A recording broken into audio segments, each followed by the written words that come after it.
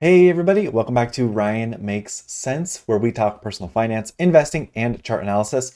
Today we're actually looking at a almost household commonly known company, Nordstrom, ticker symbol JWN. I have reviewed this one before, so you will see some familiar lines. We're going to look at the current stock price and see if it aligns with my desired stock price calculation. We're going to look at the balance sheet. We're going to look at what hedge funds and institutions are doing, and also look at some buy or some bull and bear targets, depending on how the earnings go on Thursday this week, just in 3 days. So, without further ado, let's go ahead and subscribe and jump on in. So, Nordstrom is $21.25. We will look at the price targets in a moment. I do just want to look at sales. So it looks like sales have plateaued from 2020 to 2024 at least, bringing in 15.5 million in 2020 and then 15.53 on 2023 and then 14.6 in 2024 so far. We're going to look at guidance from their first earnings, which would have been earlier this year. So I'm just Q4 beat. And the reason I'm looking at their last earnings is because I want to see what they're guiding for 2024. So, that's going to help with our price targets as well. Shares outstanding, you can see it's gone up about 7 million since 2020. Earnings per share actually looks like it's curved this way and back, and now it's kind of curving down, unfortunately, which down and to the right. We want to see up and to the right. Looking at the last earnings, they're opening up 22 more stores, rack stores.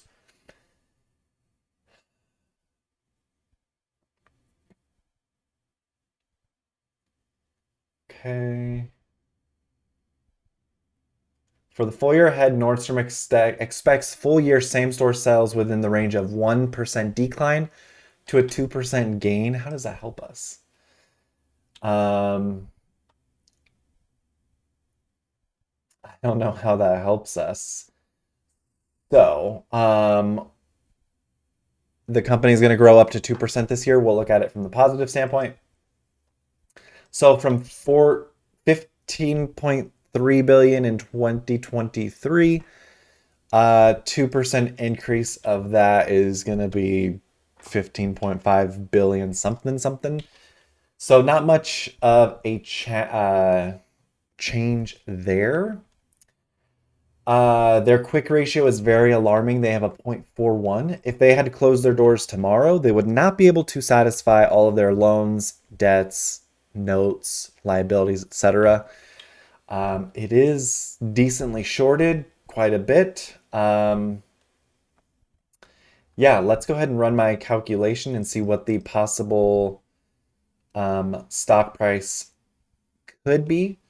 My calculation does not fare well with companies that pay dividends, so we'll see how this comes out. This means my calculation here is going to be on the higher side.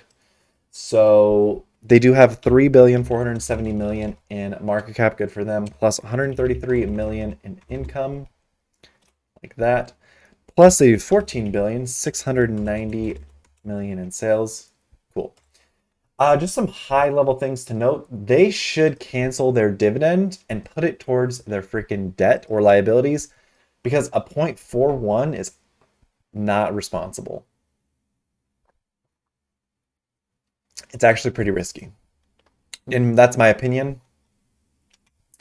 We're going to look at the balance sheet quarterly. So they do have 628 million in cash. Total debt, they have 3,989 million. All right. Total assets is 8.4 billion. Total liabilities is 7.5 billion, about a $900 million buffer. Interpret that how you want. Okay. And then again, their debt is slowly coming down. They're slowly addressing it. If you look all the way back to well, I guess right here, Q3 in 2022, it's only gone down, which is good. Well, with the exception of last year where it went up 13 million and then back down. So yeah, back one with our calculation here. We're going to take this and we're going to divide it by 107,310,000. Again, it's going to be on the high side. Again, $139 stock. No way, Jose. If this quick ratio was up, if their profitability was better, this would be a really attractive stock. Their gross margins are nice, but they're barely profitable. They're giving money away to shareholders, which needs to go back in the company because this company it needs it. Their price to earnings is a little expensive, meaning the stock is currently a little overpriced, and the forward PE is actually fairly valued slash potentially undervalued. Looking at short-term price targets, if Nordstrom has a good earnings, I could see the stock coming to, no, probably,